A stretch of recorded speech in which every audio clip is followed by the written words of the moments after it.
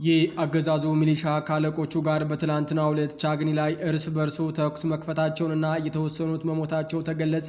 በዘሪውን 13 ታላቅ ጀብዱ ተፈጸመ ሲል የአማራ ፋኖ ብሔራዊ ኃይል ጎጃም አገው ምድር ክፍለ ጦር አስታወቀ።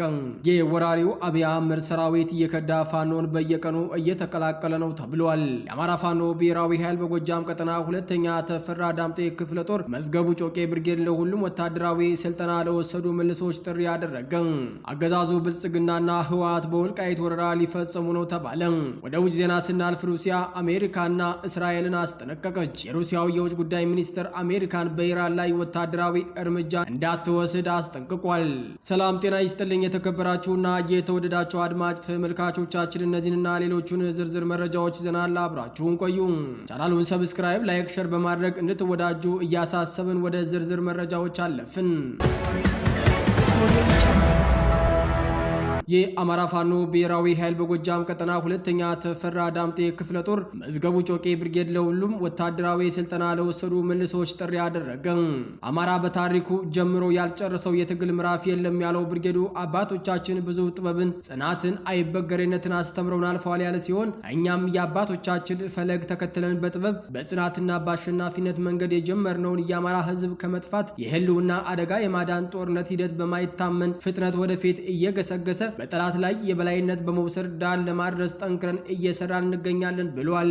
አክሎም ብርጌዱ አሁናዊ የጦርነት አሰላለፍ ሲታይ እርስ በርሱ አማራን ጨርሳለሁ በሚል የሞኝ ሰነድ ቢመክርም ከብልጽግና ጎን ተሰልፈው የነበሩ ሚኒሻ፣ ፖሊስ፣ አድማ ብተና ወደ ፋኖ እየጎረፉ ወደ እውነተኛው የትግል ሜዳ እየገቡ ይገኛሉ ብሏል። ይሄ ብቻ አይደለም ያለ ሲሆን ከበሻሻው ንጉስ ነይ ባይ የአብይ የትውልድ ሰፈርና ከሙሉ ኦሮሚያ የመጡ መከላከያዎች እየፈረሱ ለፋኖ ትጥቅ እያስረከቡ ወደ ቤተሰቦቻቸው እየተሸኙ ይገኛሉ ተብሏል። በመጨረሻም የመዝገቡ ጮቄ ብርጌድ በርካታውን ቀጠና ሸፍኖ ለጠላት እግር እሳት ሆኖ መፈናፈኛ አሳጥቶ መቀበሪያው ጉድጓድ ካዋለውና ካሳደረው ሰንብቷል። አሁንም ይህ ትግል የሁሉም አማራ ስለሆነ በየትኛውም ተቋም የውትድርና ስልጠናው የወሰዳችሁ በሙሉ ወደ መዝገቡ ጮቄ ብርጌድ ማዘዣ ቦታ ድረስ በመምጣት መቀላቀል የምትችሉ መሆኑን ማሳወቅ እንወዳለን ሲል የአማራ ፋኖ ብሔራዊ ኃይል በጎጃም ሁለተኛ ተፈራ ዳምጤ ክፍለ ጦር የመዝገቡ ጮቄ ብርጌድ ህዝብ ግንኙነት ፋኖ መንግስቱ ታረቀኝ አስታውቋል። አገዛዙ ሚሊሻ ካለቆቹ ጋር በትናንትናው ዕለት ቻግኒ ላይ እርስ በራሱ ተኩስ መክፈታቸውንና የተወሰኑት መሞታቸው ተገለጸ። የአማራ ፋኖ ብሔራዊ ኃይል ዳንግላ ላይ በሰሩት እጅን ባፍ የሚያስይዝ ድንቅ ኦፕሬሽን በደረሰበት ከፍተኛ ምት የተደናገጠው ጊሳ ላይ ሰፍሮ የነበረው ኃይል በትንትኑ መውጣቱን ገልጸን የነበረ ሲሆን ከተበታተነው ኃይል መካከል ወደ ቻግኒ ፈርጥጦ የሄደው አጥባይ ልብስ የሚሊሻ የጓንጓ እና የቻግኒ ሚሊሻና ፖሊስ ተመልሳችሁ ሂዱ ተብለው ባለቃቸው ትዕዛዝ ቢሰጣቸውም አንሄድም፣ ላንመለስ፣ ድንጋይ ወርውረን ነው የመጣን በሚል አለመግባባት ተፈጥሮ ከፍተኛ ተኩስ ቻግኒ ላይ ትላንት እንደነበረ የመረጃ ምንጮቻችን ገልጸዋል። በተካሄደው የእርስ በርስ ውጊያ ሁለት አጥባይ ልብስ ሚሊሻ ወዲያውኑ ሲያሸልብ 4 ሚሊሻዎች ቆስለዋል ሲል ፋኖ ይበልጣል የእውነቱ የአማራ ፋኖ በጎጃም አገው ምድር ክፍለ ጦር የህዝብ ግንኙነት ኃላፊ ገልጿል። በተያያዘ ዜና በዘሪውን 13 ታላቅ ጀብዱ ተፈጽሟል ሲል የአማራ ፋኖ በጎጃም አገው ምድር ክፍለ ጦር አስታወቀ። ጠላት ከኮሶበር በመነሳት ምርክታ ወደ አምቢሲ መገንጠሪያ ሲያቀና ቆንጆዎቹ በደፈጣ በዘሪውን 13 አንድ የጠላት ኦራን በመምታት ኦራሩን ገልብጠውታል። ቆንጆዎቹ የደፈጣ ኤክስፐርቶች እንደተለመደው ጠላት ላይ ከፍተኛ ጉዳት ያደረሱ ሲሆን የቆንጆዎቹ ድንገተኛ ምት ያበራገገው ጠላት ግራውጭኝ እያለ ይገኛል ሲል ፋኖ ይበልጣል የእውነቱ አክሎ ገልጿል። የወራሪው አብይ አህመድ ሰራዊት እየከዳ ፋኖን በየቀኑ እየተቀላቀለ ነው ተባለ። ዓላማ የሌለው ሰራዊት መፍረሱ የማይቀር ነው ያሉት የመረጃ ምንጮች የአብይ አህመድ ሰራዊት ደግሞ የአንድ ፓርቲ ስልጣን ለማስጠበቅ ብቻ የሚሰራ ነው ሲሉ ተናግረዋል። ዛሬም ሰለቸን ህዝባችን እስካሁን ያየው መከራ ይበቃል ያሉ የመከላከያ ሰራዊት አባላት ወደ ፋኖ እየተቀላቀሉ ነው። ብርሃኑ ጁላ በየጊዜው ጦር ለመገንባት ቢሞክርም ከነመሳሪያው እየከዳ የህዝብ ልጅ ወደ ሆነው ፋኖ እየተቀላቀለበት መሆኑን እንዳሳሰበውና ፋኖ በየጊዜው የሚታጠቀው መሳሪያ መጥፊያው መሆኑን ስለተረዳ የሚናገረውና የሚያደርገው እንደጠፋበት እየተገለጸ ነው። ሞርተር ሌላም ታጥቀዋል፣ አንዴ ደግሞ ጠፍተዋል፣ አንዳንዴ ደግሞ ክረምቱ ከብዶናል፣ እባካችሁ ለምኑልን ሲል የሚደመጠው በዛሬው ዕለት ከየቱራ ከርተው ወደ አዋበል መብረቁ ብርጌድ የተቀላቀሉ የመከላከያ አባላት ተገደው እንጂ ፋኖን ለመቀላቀል ካቀዱ የቆዩ መሆኑንና ጊዜውን አመቻችተው እንደወጡ ገልጸዋል።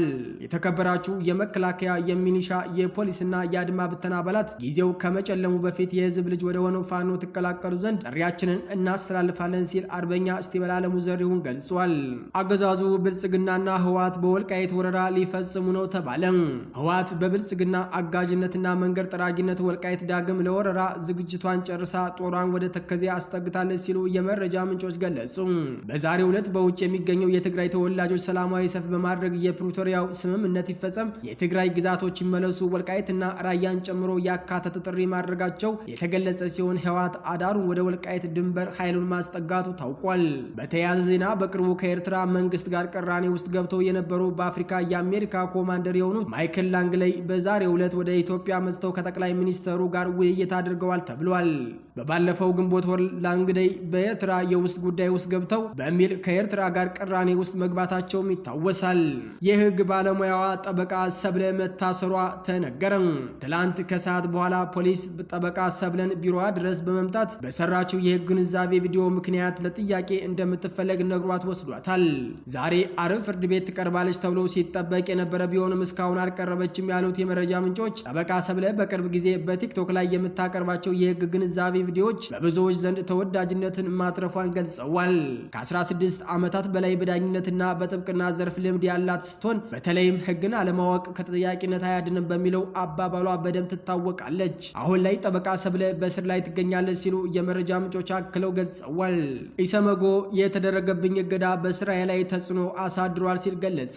በኢትዮጵያ ሲቪል ማህበረሰብ ድርጅቶች ባለስልጣን ተጥሎበት የነበረው ጊዜያዊ እገዳ አሁን በሚሰራው ስራ ላይ ተግዳሮት የሆነበት እንደሚገኝ የኢትዮጵያ ሰብአዊ መብቶች ጉባኤ ኢሰመጎ አስታወቀ። የሲቪል ማህበረሰብ ድርጅቶች ባለስልጣን በዚህ ዓመት ኢሰመጎን ጨምሮ ሌሎች 5 ሰብአዊ መብቶች ላይ የሚሰሩ የሲቪል ማህበረሰብ ድርጅቶች ላይ ከተቋቋሙበት ዓላማ ውጭ ሲንቀሳቀሱ አግኝቻቸው በማለት እግድ መጣሉ ይታወሳል። ሩሲያ አሜሪካና እስራኤልን አስጠነቀቀች። የሩሲያ የውጭ ጉዳይ ሚኒስትር አሜሪካ በኢራን ላይ ወታደራዊ እርምጃ እንዳትወስድ አስጠንቅቋል።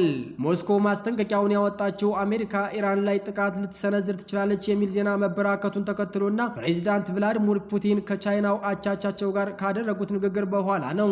ሁለቱ መሪዎች እስራኤል በኢራን ላይ እያደረሰች ያለውን ጥቃት ሲያወግዙ ለጦርነቱ መፍትሄ ዲፕሎማሲ ነው ብለዋል። ቭላዲሚር ፑቲን ባለፈው ሳምንት ከእስራኤሉ ቤንያሚን ኔታንያሁ ጋር በስልክ መወያየታቸውም ይታወሳል። በተያያዘ ዜና ሞስኮ እስራኤልን በኢራን የኒውክሌር ጣቢያዎች ላይ በምትፈጽማቸው ጥቃቶች ዙሪያ ማስጠንቀቂያ ሰጥታለች። ሩሲያ ጥቃቶቹን የዓለም አቀፍ ሕግን የጣሱ ናቸው ከማለቷ በተጨማሪ በኒውክሌር ጣቢያው የሚሰሩ የሩሲያ ባለሙያዎችን ደህንነት ስጋት ውስጥ የከተተ ነው ብላለች። ሩሲያ እስራኤል በተለይ ዜጎቿ በሚሰሩበት በቡሸህር የኒውክሌር ጣቢያ ላይ የምታደርሰውን ጥቃት እንድታቆም አሳስባለች። ተያያዘ ዜና የአሜሪካ ምክር ቤት አባሏ ትራምፕ ግጭቱን የያዙበት መንገድ እጅጉን አሳስቦኛል ማለታቸው ተነግሯል።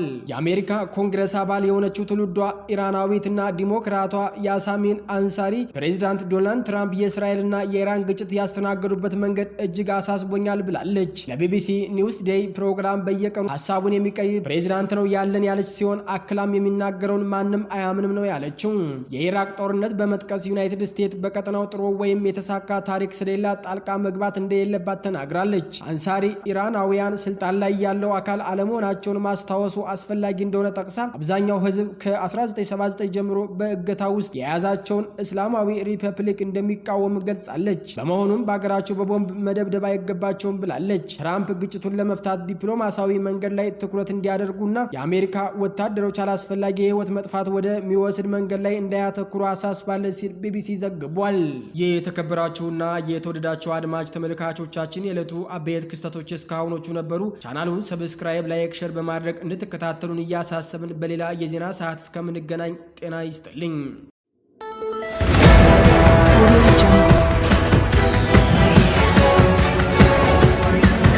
Audio